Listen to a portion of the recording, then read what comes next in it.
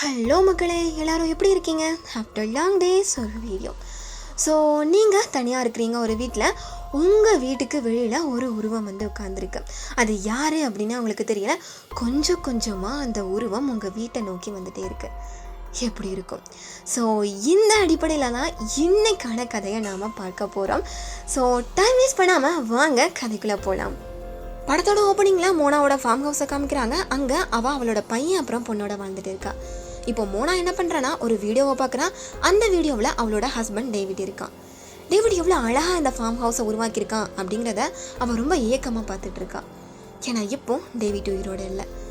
காரணம் என்னென்னா அவன் ஒரு ஆக்சிடெண்ட்டில் இறந்து போயிட்டான். அந்த ஆக்சிடெண்ட்டில் தான் இவளுக்கும் ஒரு கால் போயிருக்கும்.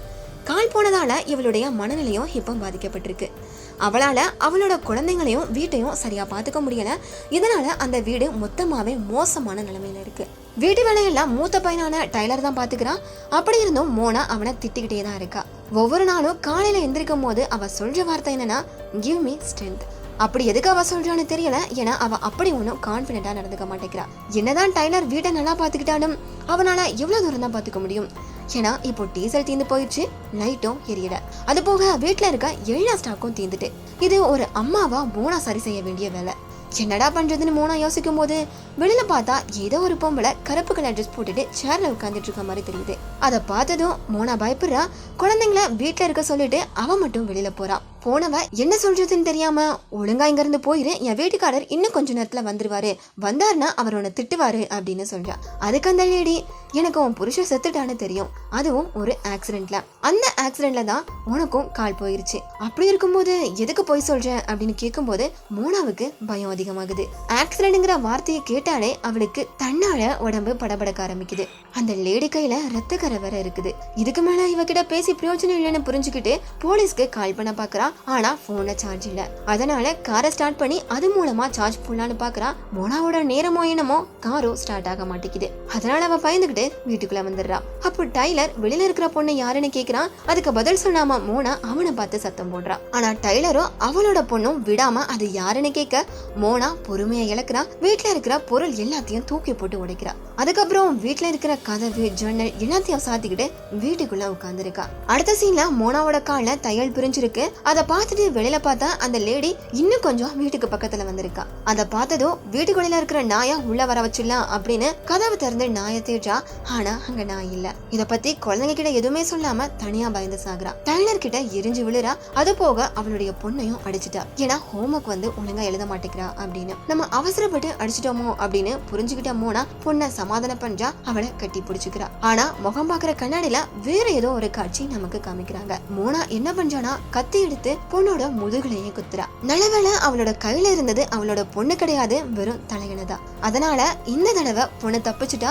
டைலர் அதை பார்த்து ஷாக் ஆகுறான். மோனாவுக்கு ஒண்ணுமே புரியல. எப்போ பொண்ணு இருந்த இடத்துல தலையணை வந்துச்சு, எப்போ கையில கத்தி வந்துச்சுன்னு எதுவுமே புரியல. டைலருக்கு அவளோட அம்மா சரியில்லை, பைத்தியம் ஆகிட்டாங்க அப்படின்னு நினைக்கிறான். அவங்கள காப்பாத்தணும்னா நம்ம டாக்டர் கிட்ட கூட்டிட்டு போகணும் அப்படின்னு பாக்குறான். சோ பொண்ணு கூட அந்த பக்கம் போகும்போது இவன் வீட்டை விட்டு வெளியில நைஸா போக பாக்குறான். ஆனா நமக்கு தான் தெரியுமே கார் ஸ்டார்ட் ஆகலன்னு.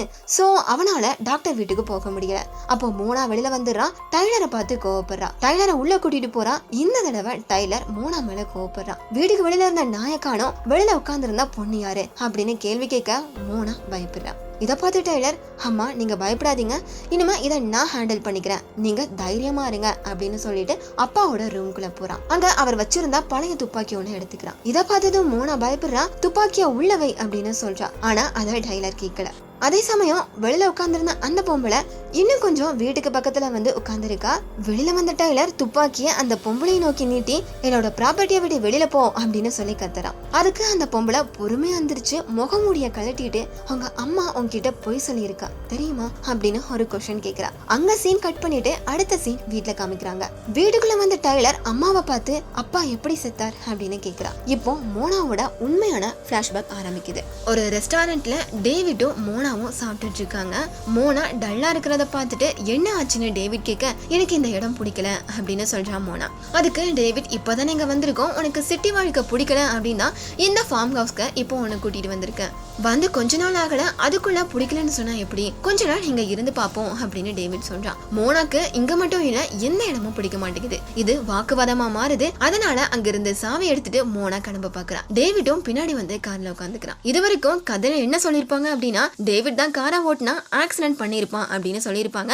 ஆனா இப்போ நடந்தது என்ன அப்படின்னா, மோனா தான் காரை ஓட்டியிருக்கா, ஆக்சிடென்ட் பண்ணியிருக்கா. அவ ஒரு கருப்பு கலர் ட்ரெஸ் போட்ட பொண்ணு மேல ஏத்தி ஆக்சிடென்ட் பண்ணிருக்கா. இத கேள்வி கேட்டதும் டைலர் ரொம்ப மனசு உடைஞ்சு போயிட்டா. அப்போ மோனாவோட நெகட்டிவிட்டியும் பெருக ஆரம்பிக்குது. அப்படி நெகட்டிவிட்டி பெருகும் போது வெளியில இருந்த பொம்பளையோட உருவமும் பெருசாகுது. அப்படி பெருசாகும் போது அது வீட்டை ஆக்கிரமிக்க பாக்குது. சோ உடனே மோனா குழந்தைங்களை கூட்டிட்டு மேல ஏறி தப்பிக்க பாக்குறா. ஆனா அது மோனாவோட பொண்ணை வெளியில எடுத்துக்க பாக்குது. அப்படி அது வெளியில எடுத்துட்டு ஓடும் போது டெய்லர் உடனே ஜன்னலை அடைக்கிறான். ஜன்னலை சாத்தினதுனால அந்த நிழல் அவங்கள அட்டாக் பண்றது கொஞ்ச நேரத்துக்கு கட்டுப்பாட்டுல இருக்கு. கொஞ்ச நேரத்துக்கு அப்புறம் அந்த நிழல் உள்ள வந்துருச்சு. உள்ள வந்த நிழல் மோனாவோட பொண்ண மறுபடியும் கடத்துது. மோனாவையும் அது கடத்துது. இத பார்த்த டைலர் ரொம்ப பயப்படுறான். டைலர் இப்போ தனியா இருக்கான். அவன் எங்க இருக்கான் அப்படின்னு அவனுக்கு தெரியல. அதே சமயம் மோனா அவளோட கையில லைட்டரை பத்த வைக்கிறா. அந்த வெளிச்சத்துல உள்ள நோக்கி போகும்போது டேவிட் அங்க படுத்திருக்கான். புருஷனை ரொம்ப நாள் கழிச்சு பாக்குறதுனால அவன்கிட்ட போய் அன்பா பேசுறா. ஆனா அவனும் மோனாவை அட்டாக் பண்ண பாக்குறான். அப்படியே அவன் கருப்பு துணியை போட்டுக்கிட்டு கொல்ல பார்க்கும்போது அங்க சீன் கட் ஆகி அடுத்த சீன்ல அவன் அந்த ஃபார்ம் ஹவுஸுக்கு வெளியில உட்கார்ந்துருக்கா. இப்போ இன்னொரு மோனா அவகிட்ட வந்து முன்னாடி சொன்ன அதே வார்த்தைய சொல்றா. மறுபடியும் அங்க சீன் கட் ஆகி அடுத்த சீன் வீட்டுக்குள்ள காமிக்கிறாங்க. மோனா இந்த தடவை குழந்தைங்களை எப்படியாவது காப்பாத்தணும் அப்படின்னு முடிவு பண்றா. அதனால துப்பாக்கி எடுத்துட்டு அந்த பொம்பளைய நோக்கி நீட்டா. அப்ப அந்த பொண்ணு சொல்லுது, நீதானே கூப்பிட்ட, எனக்கு வாழ பிடிக்கல, நான் சாகணும்னு சொல்லி நீதான் என்ன கூப்பிட்ட, மறந்துட்டியா, கிவ் மீ ஸ்டென் அப்படின்னு சொல்லி கேட்டியே, மறந்துட்டியா அப்படின்னு கேட்க இப்போதான் மோனாக்கு புரியுது தன்னுடைய கெட்ட எண்ணம் தான் ஒரு உருவமா முன்னாடி வந்து நிக்குது. அது நம்மள வாழ விட மாட்டேங்குது, மற்றவங்களையும் கஷ்டப்படுத்துது அப்படின்னு சொல்லி கொஞ்சம் கொஞ்சமா புரிஞ்சுக்க ஆரம்பிக்கிறா. அப்போ அந்த கெட்ட எண்ணம் அவளை கொல்ல தூண்டுது. அங்க சீன் கட் பண்ணிட்டு அடுத்த சீன்ல மோனா வெளியே நடந்து வரா. அவளோட பொண்ணு எங்கம்மா அந்த பொம்பளை அப்படின்னு சொல்லி கேட்க அவ இனி வரமாட்டா, அப்படியே வந்தாலும் அவளை நான் இனி சமாளிச்சுப்பேன் அப்படிங்கிற மாதிரி சொல்லிட்டு குழந்தைங்களை உள்ள கூட்டிட்டு போக காணாம போன நாயும் திரும்ப வந்துடுச்சு. அந்த வீட்டுக்கு லைட்டும் வந்துருச்சு. ஆக்சுவலா மோனா ஆர்ட் தெரப்பி அப்படிங்கிற ஒரு மெத்தட் மூலமா அவளோட கெட்ட எண்ணங்கள்ல இருந்து வெளிவந்த சில தருணங்களை தான் இப்போ இங்க நம்ம படமா பார்த்துக்கிட்டு இருக்கோம். சோ எப்படி இருந்தது இந்த படம்? ரொம்ப இன்ட்ரெஸ்டிங்கா இருந்ததுல. எப்படி ஒரு நெகட்டிவிட்டி ஒரு உருவமா மாறி அது நம்மளையே ஆக்கிரமிக்கும் அப்படிங்கறத நாம இந்த படம் மூலமா தெரிஞ்சுக்கிட்டோம். சோ என்ன நடந்தாலும் சரி நம்ம எல்லாத்தையுமே வந்து ஒரு பாசிட்டிவா எடுத்துப்போம் அப்படிங்கறத இது மூலமா நாம தெரிஞ்சுக்கலாம். நல்லதே நினைப்போம், நல்லதே நடக்கும். இன்னொரு நல்ல கதையோட உங்களை வந்து மீட் பண்றேன். Until then, bye from Kavya and thanks for watching.